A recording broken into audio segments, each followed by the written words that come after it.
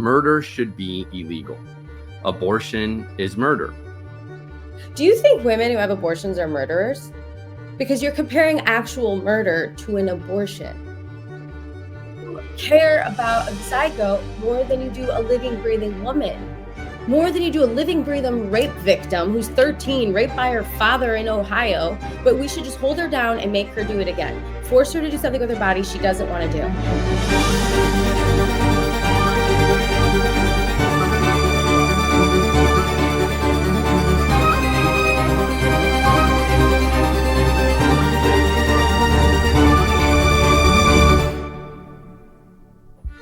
Hey all, I'm Cecilia Ray, but you can call me Ceci. I was featured on Jubilee doing debates against Lila Rose on the abortion debate, Candace Owens on the feminism debate. I just did Michael Knowles for the Daily Wire, and you can find my socials at Very Ceci on TikTok, Instagram, and YouTube. Today it's Should Abortion Be Legal? And I am on the left saying yes, it should be.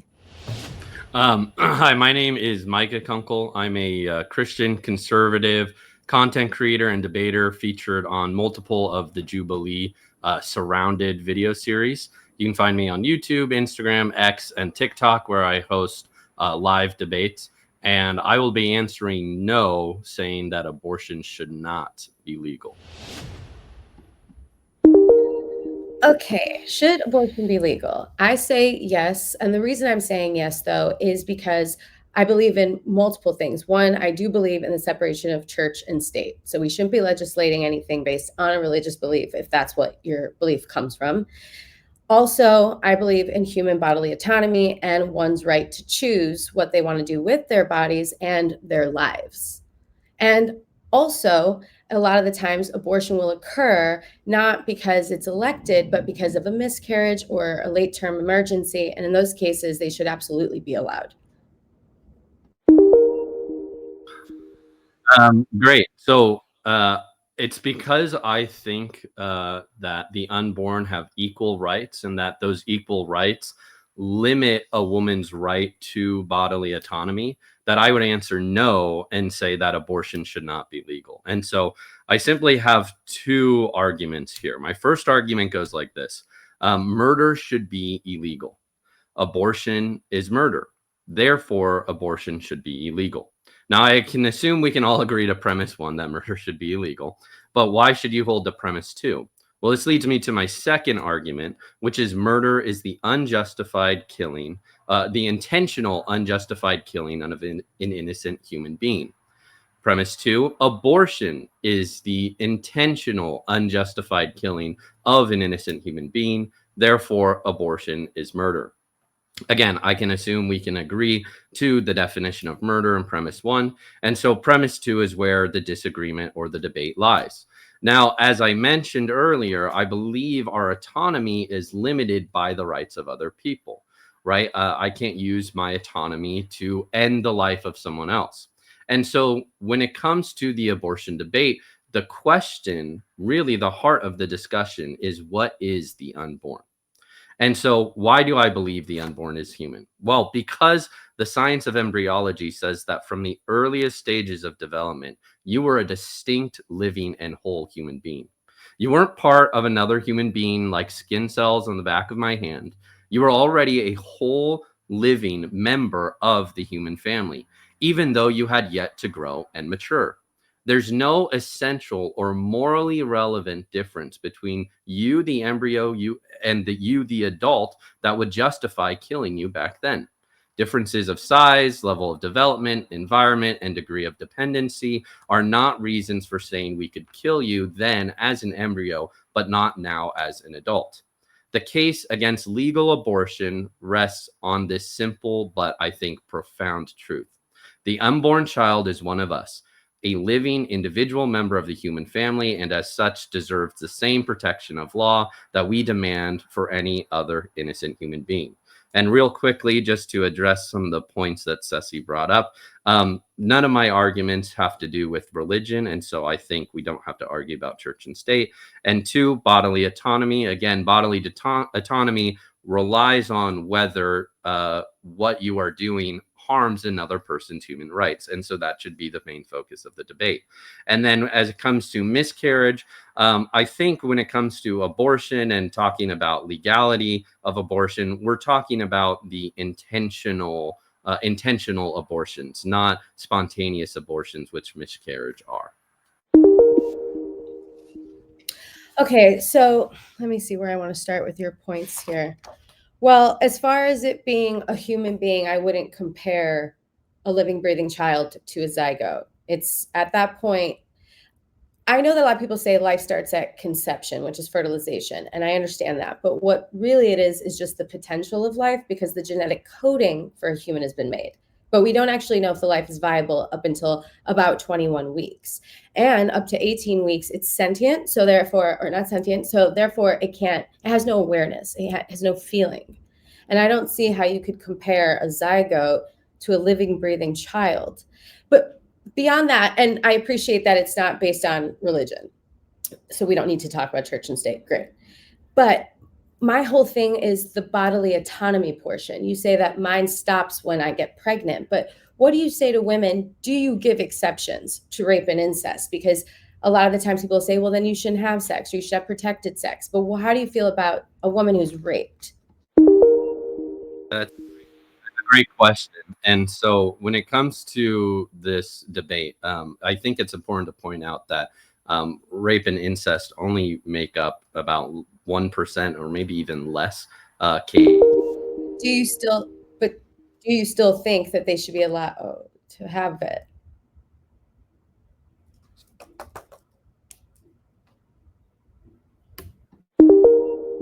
Yeah. So I don't believe in exceptions for cases of rape and incest. And that's because your situation does not determine your value or your rights as a human being. But let's go into a few things that you were saying. You were saying you're prioritizing a zygote. 1 second. But so you just said the situation, but your situation will determine your quality of life. And so I feel like a lot of the times I know the whole, oh, you're not pro-life, you're pro-birth, but the situation does matter after it's born as well. So I didn't say that the situation didn't matter at all. That was not my claim. My claim is that the situation doesn't determine your value or your rights. And so someone who is conceived in rape doesn't have any less rights as you or I. And so that that's not a morally significant determiner of whether someone has human value or human rights. But when it comes to a zygote, that's just a term for a developmental stage of a human being, just like the terms newborn, toddler, teenager, and adult. It's not a human yet. It's not a human. It is a zygote. They do go through gestational stages or whatever. At up to what, 18 weeks? No sense of being, no sense of pain, no sense of anything. I don't understand how I get the argument, like it's hard to determine like what is human, but it is just genetic coding up to that point. It's a something, not a someone. Yeah. The science of embryology just clearly contradicts that. And so if you look at Dr. Michelin M. Matthews Roth from Harvard Medical School, she gave testimony at the Senate Judiciary hearing supported by references from over 20 embryology and other medical textbooks that human life begins at fertilization. This was her quote, a direct quote. Quote, "It is incorrect to say that biological data cannot be decisive. It is scientifically correct to say that an individual human life begins at conception." And so it's not true that it's just a bunch of genetic data. It is an individual human organism, and that starts at the moment of conception. Another embryology textbook, Human Embryology and Tetralogy, says this, quote, "Fertilization is an important landmark because under ordinary circumstances, a new genetically distinct human organism is thereby formed." And so if we look at the science of embryology, it's very clear that it's not just a clump of cells, as it's often put. It is a human organism with human DNA. So my question then is, in these forced birth states, right, like Georgia, which has high immortality rates for pregnancies. My question is, who pays the bill? Because you're still forcing people to not only have a kid, and then a lot of people say, we'll give it up for adoption. Who's paying the hospital bill? Because I feel like you're just forcing people into situations. You're not, I've never heard the word force be used in a positive, like in the way of, let me think here. Let me see here. Hold on one second.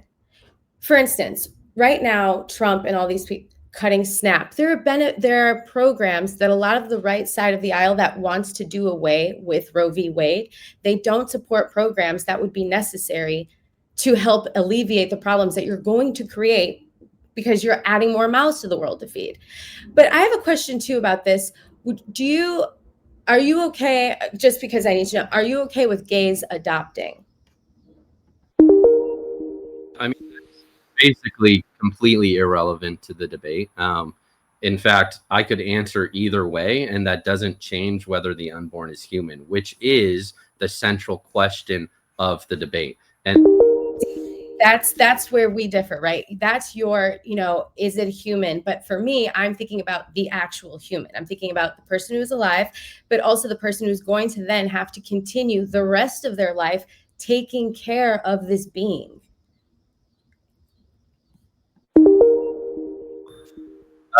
So do you agree that our rights are limited, our right to autonomy are limited by the rights of other people? Or do you disagree with that? In what capacity, though? Because I don't think that my autonomy should stop because I'm pregnant. In what other capacity do you mean? Okay, so as a mom, right, would you have the right to kill your newborn because you have autonomy and you used your bodily autonomy, your fist, to kill a newborn?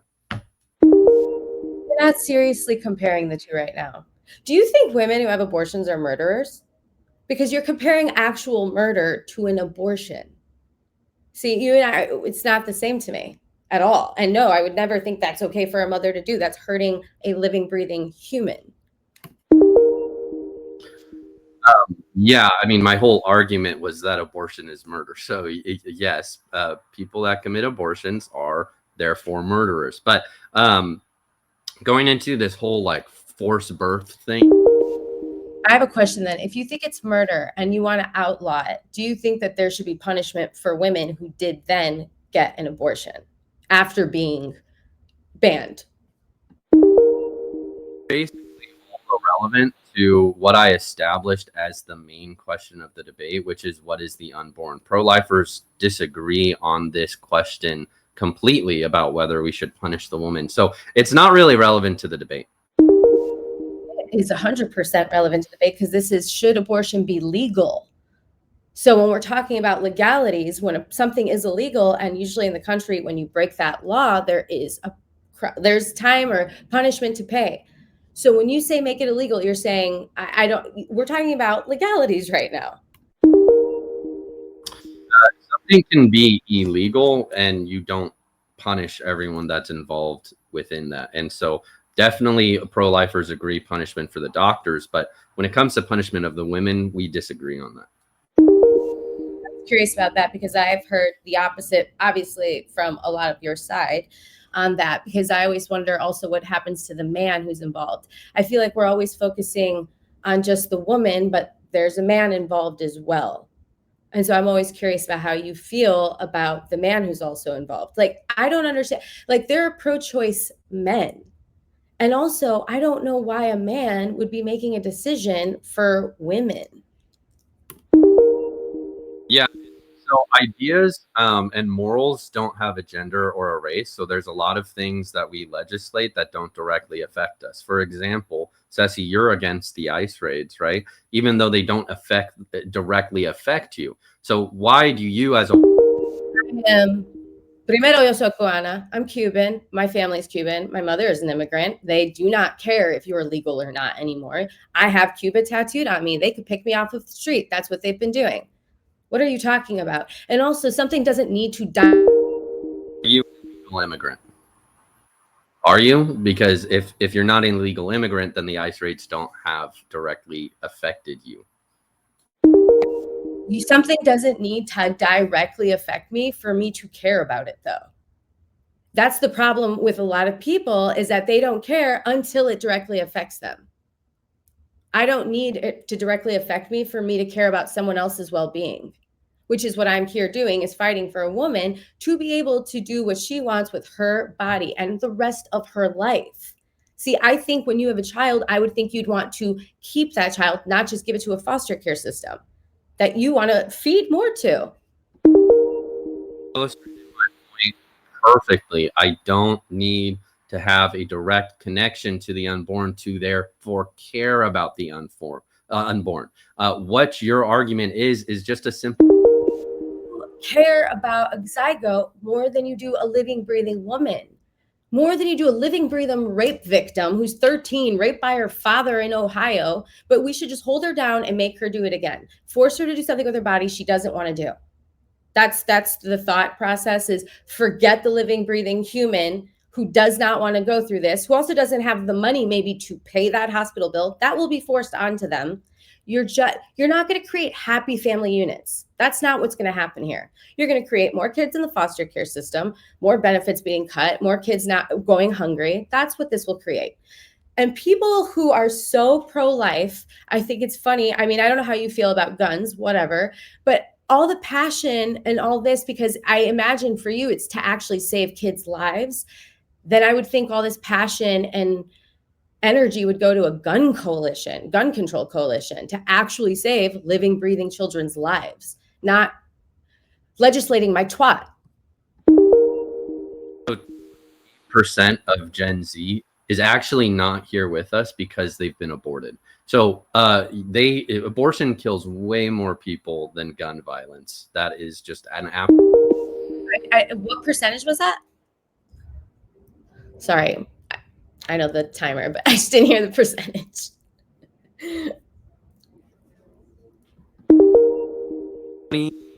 28%.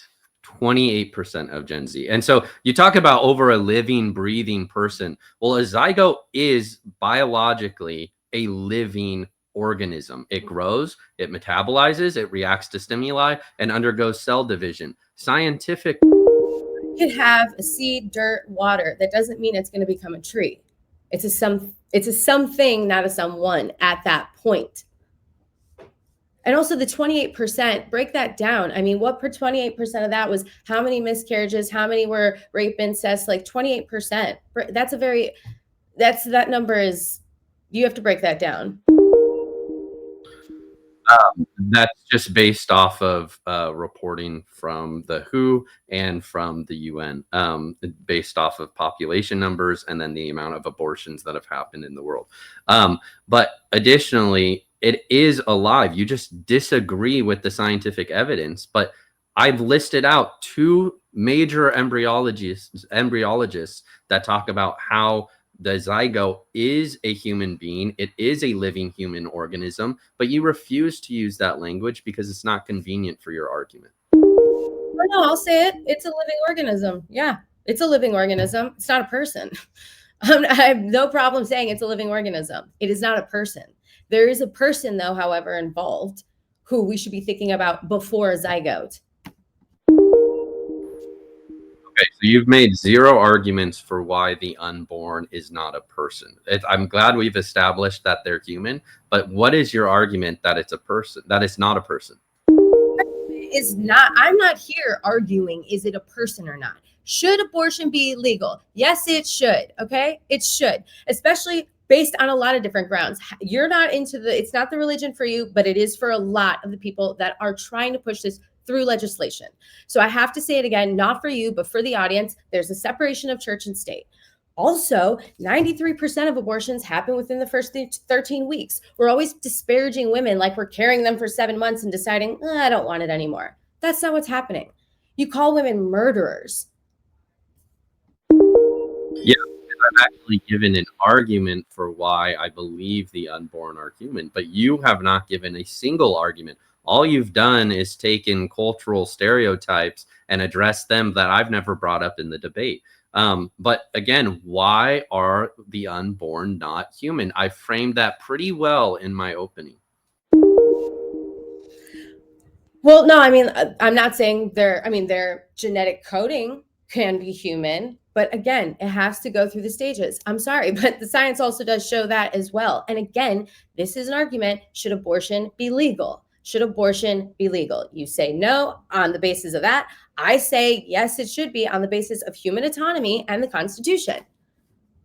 I mean, all she's done is repeated the autonomy argument over and over and over again. And I think I've actually addressed that pretty well. Differences of size, level of development, environment, and degree of dependency are not reasons for saying that we could kill you as an embryo, but not as an adult. They are morally irrelevant. And so go back to my syllogisms. Has Ceci addressed my syllogisms? No, she has not. Murder should be illegal. Abortion is murder. Therefore, abortion should be illegal. And that's my case. And again, we're here arguing, should abortion be legal? Because we're talking about turning over Roe v. Wade, which they've done states to state, but hopefully not federally will be done. Okay, I'm going to give you some examples. Nancy Davis, Louisiana, her child was going to be born with a crania, meaning without a skull. And they said no to an abortion, so they wanted her to birth death, guaranteed death. Adriana Smith, in a coma, was 9 weeks pregnant, kept her on a machine till they could pull it out of her, and now her family will lose their home because they can't afford to take care of that child. All you're going to do is add more problems, and none of your side will vote to alleviate any programs that will take care of those problems. And autonomy does matter. Should it be legal? Yes. It is